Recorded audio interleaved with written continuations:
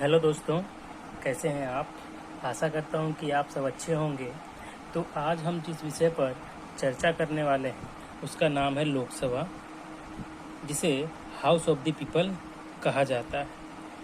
तो दोस्तों, हम लोगों ने पिछले वीडियो में पढ़ा था सरकार के अंग। सरकार के 3 अंग हैं। एक था दोस्तों व्यवस्थापिका,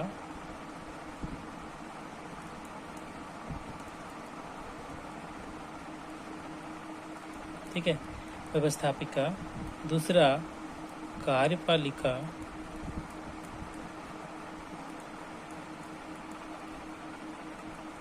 ठीक है दोस्तों। तीसरा था न्यायपालिका।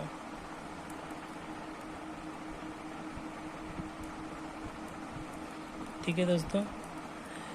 तो भारत में है दोस्तों संसदीय शासन व्यवस्था है, संसदीय।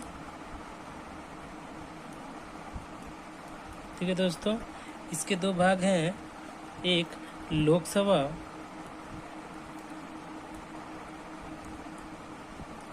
और दूसरा है दोस्तों राज्यसभा।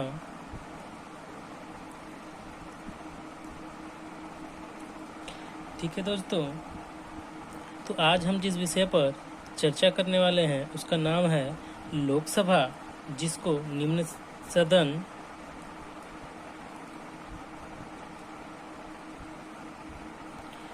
सदन कहा जाता है। ठीक है दोस्तों, आज हम लोग व्यवस्थापिका के संसदीय भाग लोकसभा और राज्यसभा के बारे में पढ़ेंगे। ठीक है, बेसिकली आज का वीडियो जो है दोस्तों वो लोकसभा के बारे में है। तो इसी तरह हम लोग कार्यपालिका के बारे में और न्यायपालिका के बारे में अगली वीडियो में पढ़ेंगे। इसका वीडियो मैं जल्द से जल्द आप लोग के सामने रखूँगा। ठीक है दोस्तों, तो आज का विषय है हमारा Lok Sabha, house of the people. तो लोकसभा को दोस्तों कई नामों से जाना जाता है। तो इसे लोकप्रिय सदन,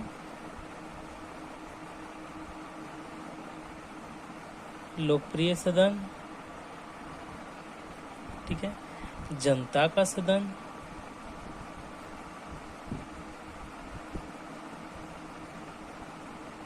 ठीक है दोस्तों, अस्थायी सदन,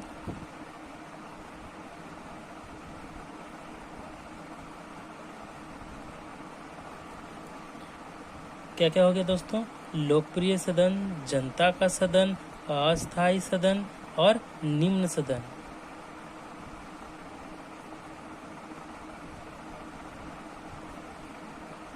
ठीक है दोस्तों, लोकसभा जो है दोस्तों वो निम्न सदन होते हुए भी वो राज्यसभा से अधिक शक्तिशाली है दोस्तों। ठीक है दोस्तों, तो आगे बढ़ते हैं। तो पहला जो हमारा विषय है आज, पहला जो पॉइंट है वो है लोकसभा का गठन।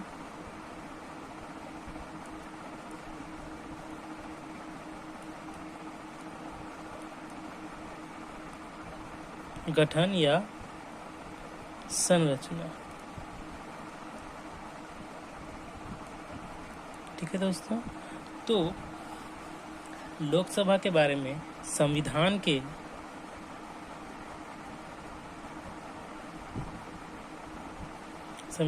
अनुच्छेद,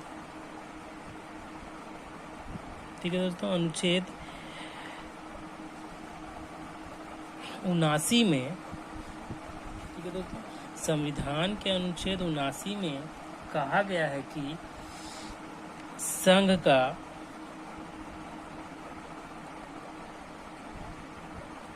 एक संसद होगा। ठीक है दोस्तों, जो राष्ट्रपति 2 सदनों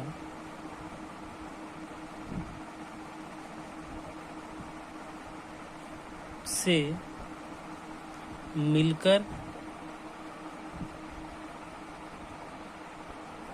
मिलकर बनेगी, जिसका नाम होगा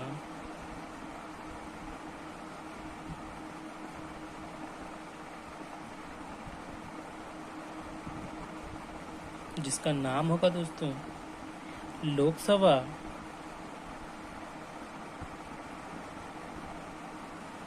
राज्यसभा।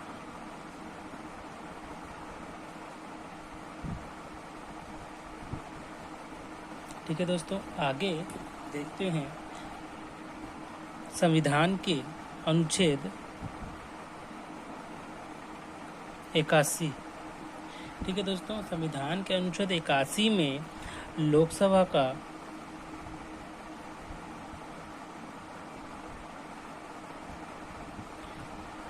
का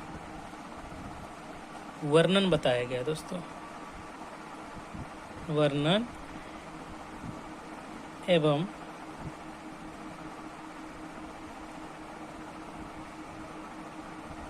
गठन या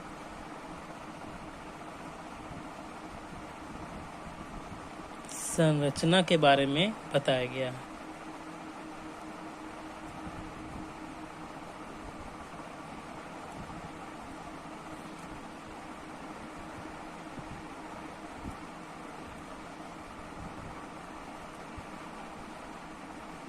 ठीक है दोस्तों, तो यहाँ पे माफ कीजिएगा दोस्तों, लोकसभा का गठन या संरचना के बारे में बताया गया है। ठीक है, अनुच्छेद 81 में। आगे बढ़ते हैं दोस्तों, अब लोकसभा के सदस्यों की संख्या के बारे में जान लेते हैं। तो लोकसभा की अधिकतम जो संख्या है दोस्तों वो 552 है, 552 यानी कि 552 है। इसमें से 550 सदस्य जो हैं दोस्तों वो राज्यों से, और 2 सदस्य जो दोस्तों वो है Anglo Indian, ANGLO, Anglo Indians. ठीक है दोस्तों, एंग्लो इंडियंस का मतलब हो गया दोस्तों ऐसे अंग्रेज या ऐसे ब्रिटिश जो भारत की आज़ादी के बाद भारत में रह गए थे, ऐसे लोग को क्या कहते हैं? एंग्लो इंडियन कहते हैं, जिनका मनोनीत या जिनको मनोनीत राष्ट्रपति द्वारा किया जाता है।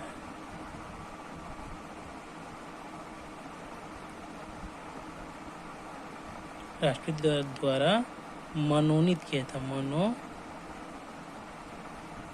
मनोनीत किया जाता है संविधान के अनुच्छेद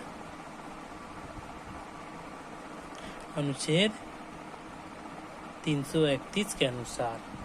ठीक है दोस्तों, तो अब आगे बढ़ते हैं, देख लेते हैं कि लोकसभा का वर्तमान सदस्य संख्या कितना है। ठीक है दोस्तों, लोकसभा का वर्तमान सदस्य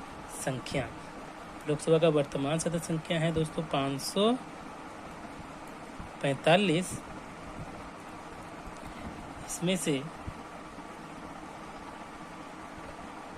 530 सदस्य राज्यों से, ठीक है। अब इसमें से जो है दोस्तों 20 सदस्य केंद्र शासित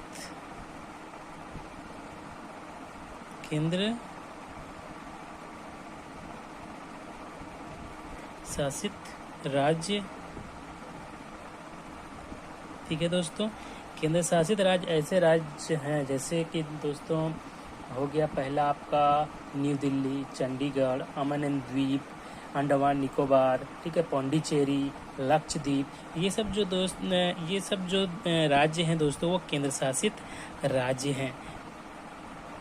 ठीक है दोस्तों, लेकिन दोस्तों यहाँ से सिर्फ 13 सदस्यों को ही लिया जाता है। क्योंकि दोस्तों यहाँ की जनसंख्या जो है, केंद्र शासित राज्य की जो जनसंख्या है वो कम है, इसीलिए वहाँ से 13 सदस्य ही लिए जाते हैं।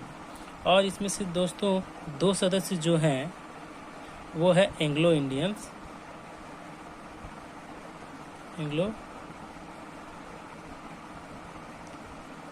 ठीक है, एंग्लो इंडियंस। जैसा कि मैंने अभी बताया कि जो अंग्रेज भारत में ही आज़ादी के बाद रह गए थे, वैसे को लोगों को एंग्लो इंडियन कहा जाता है। तो इनका जो मनोनीत जो किया जाता है, इनको राष्ट्रपति के द्वारा मनोनीत किया जाता है। तो ऐसे में देखा जाता है कि दोस्तों कि 530 प्लस 13 प्लस 2 जो मिलकर हो गए दोस्तों 545। तो बात ये उठती है कि ये 500 सदस्य संख्या जो है कब से निर्धारित की गई है। तो दोस्तों जब 1971 में भारत में जनसंख्या की गई थी, जनगणना की गई थी, ठीक है, जनगणना की गई थी। तो परिसीमन आयोग द्वारा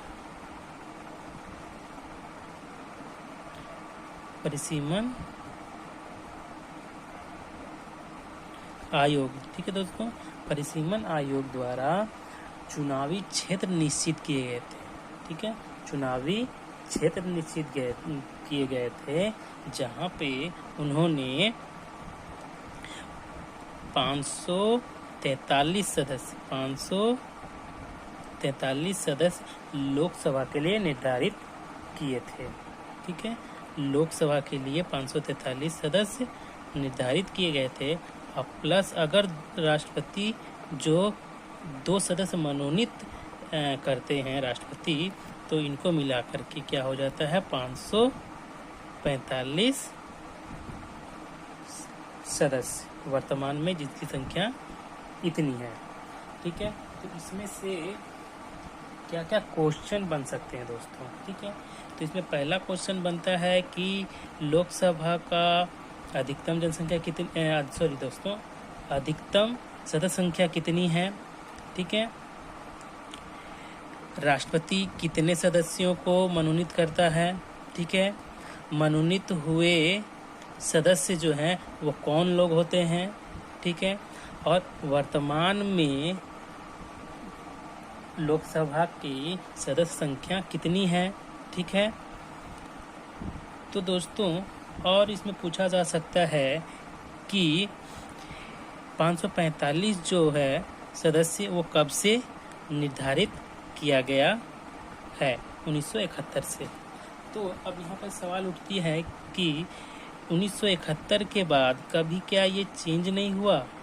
तो दोस्तों यहाँ पे मैं बता दूं कि 1971 ईस्वी से लेकर के 2026 तक, ठीक है, इसके सदस्य संख्या में कोई भी परिवर्तन नहीं किया जा सकता है और ना ही संविधान में कोई संशोधन किया जा सकता है, ठीक है दोस्तों।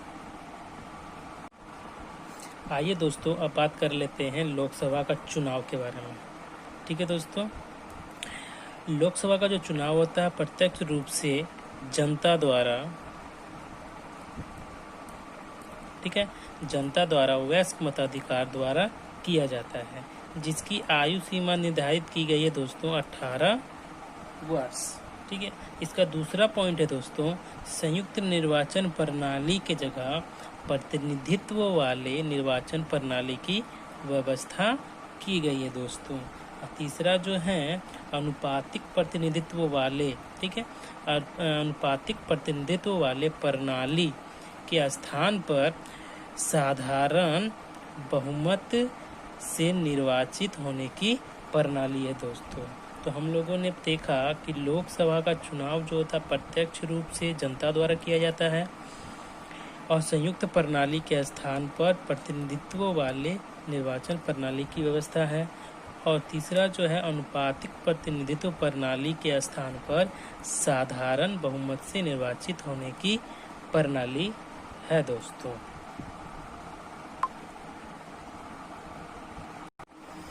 तो आइए दोस्तों हम लोग बात कर लेते हैं लोकसभा की योग्यता के बारे में।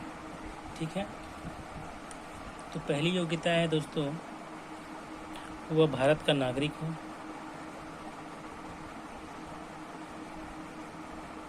वह भारत का नागरिक हो। ठीक है, दूसरा, वह 25 वर्ष की आयु पूरी कर चुका हो।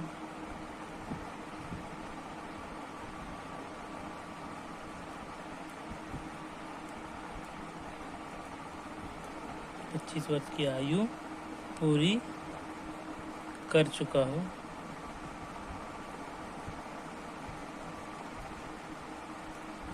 तीसरा है दोस्तों, वह पागल या दिवालिया ना हो।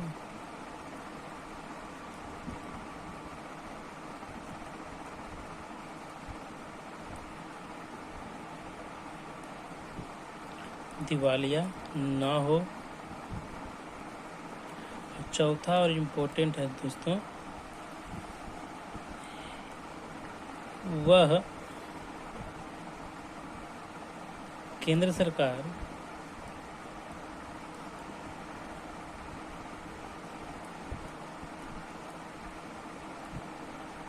या राज्य सरकार के किसी लाभ के पद पर ना हो। कहने का मतलब है ये दोस्तों कि वह केंद्र सरकार, सेंट्रल गवर्नमेंट या स्टेट गवर्नमेंट में किसी सरकारी नौकरी में ना हो। ठीक है दोस्तों, तो आइए दोस्तों अब बात कर लेते हैं लोकसभा का कार्यकाल के बारे में। ठीक है, संविधान के द्वारा दोस्तों लोकसभा का कार्यकाल जो है 5 वर्षों का है। 5 वर्ष निर्धारित किया गया है, लेकिन संविधान के 42वें संशोधन में 42वें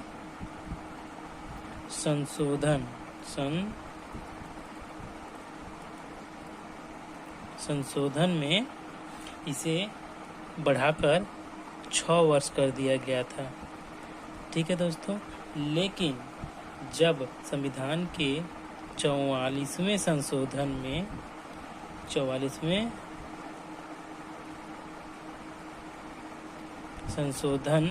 में इसे पुनः घटाकर 5 वर्ष का कर दिया गया दोस्तों।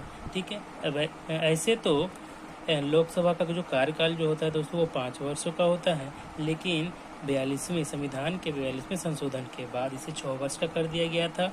लेकिन जब 44वां संविधान लागू हुआ तो उसका संशोधन हुआ तो इसे पुनः 5 वर्षों का कर दिया गया। आइए दोस्तों अब बात कर लेते हैं लोकसभा के पदाधिकारी के बारे में। ठीक है दोस्तों, लोकसभा जो है, ठीक है, लोकसभा के कार्य का संचालन करने के लिए लोकसभा खुद से क्या करती है, अध्यक्ष एवं एक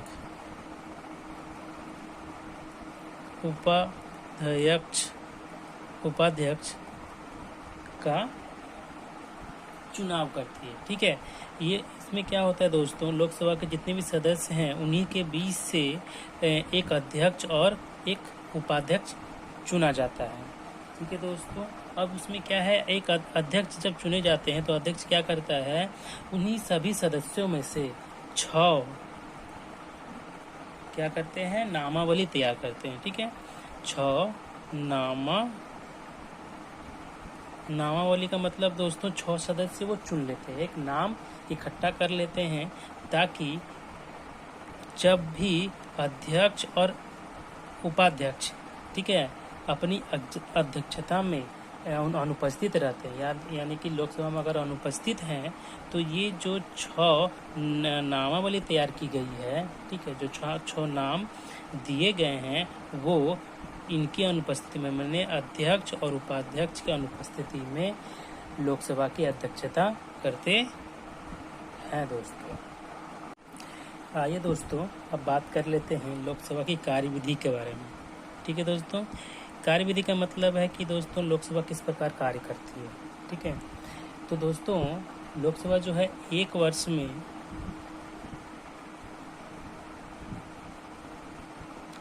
में 2 बार अधिवेशन बुलाती है। ठीक है, 2 बार बैठक या अधिवेशन बुलाती है, और जो कि एक वर्ष में कम से कम होना चाहिए, 2 बार कम से कम होना चाहिए। और ये दोनों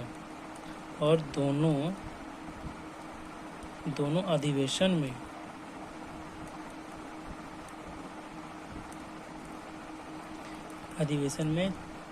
6 महीने से ज़्यादा का अंतराल नहीं होना चाहिए, ज़्यादा का अंतराल नहीं होना चाहिए। ठीक है दोस्तों, तो अगला हमारा पॉइंट है लोक सभा की शक्तियां एवं कार्य। तो दोस्तों लोकसभा की शक्तियां एवं कार्य जो हैं, हम लोग अगले वीडियो में, मैंने लोकसभा के पार्ट 2 में पढ़ेंगे। ठीक है, अगर मैं लोकसभा को इस वीडियो में अगर कवर अप करूं तो कवर अप होने में बहुत ही टाइम लगेगा और यह वीडियो जो है बहुत लंबा हो जाएगा। तो इसीलिए मैंने सोचा है कि मैं आप लोगों के लिए यह वीडियो, मैंने लोकसभा की शक्तियाँ एवं कार्य नेक्स्ट वीडियो में पार्ट 2 में लेके आऊँगा। ठीक है दोस्तों, तो आशा करता हूँ कि आपको आज का ये वीडियो पसंद आया होगा और आपको समझ में भी आया होगा।